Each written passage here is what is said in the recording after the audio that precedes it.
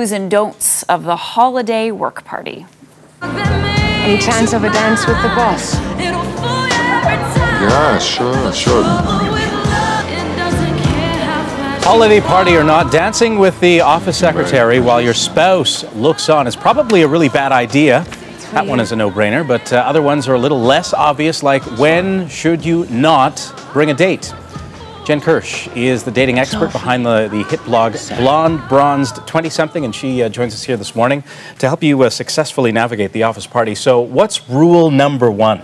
Rule number one is don't bring a date too soon.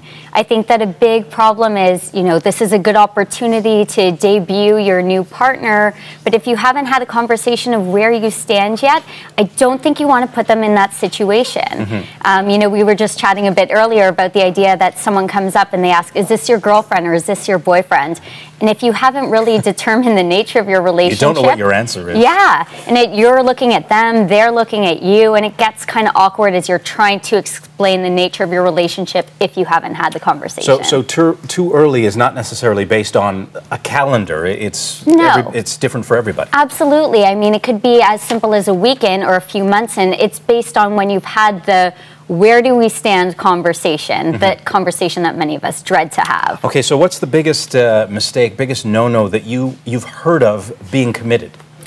At a holiday event, the biggest mistake I've heard of being committed is you say yes to an event and you go with the person, but then they sort of leave you abandoned and you don't know anyone at the event, and it's sort of an awkward situation. So I think if you are inviting someone to a holiday event, it's really important to, as much as you sort of resent it, babysit them a bit, maybe offer to go grab them a drink, or if you're trapped in a conversation, something as little as putting your arm around them or squeezing their hand, just so they know that you're there and that you care despite being trapped in a conversation. Also at this time of year, when all these parties are happening, the other potential minefields are open bar and what do you wear?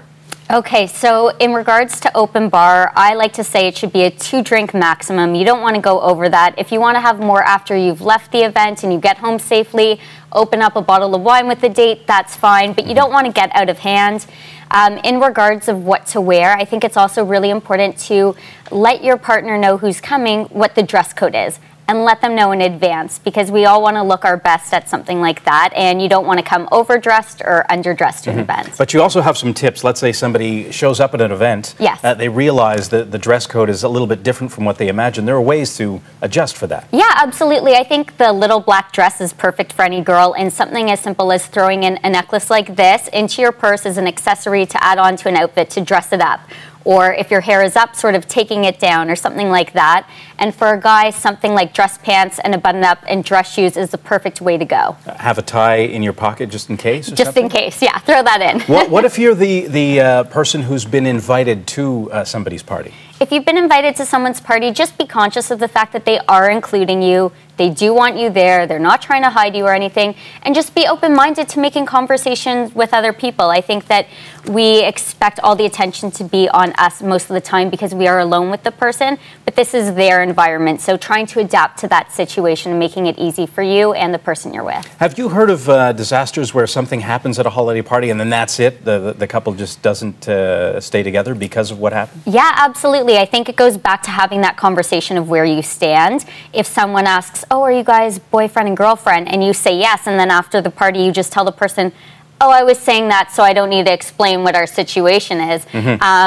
It sort of makes things a lot awkward. It could get someone's hopes up, and it ends up sometimes ruining things. Also, again, back to the open bar, stick to the 2 drinks or less and you're good. Absolutely, good plan. Jen, thank you very much for joining us. Thanks so much for having me. Excellent.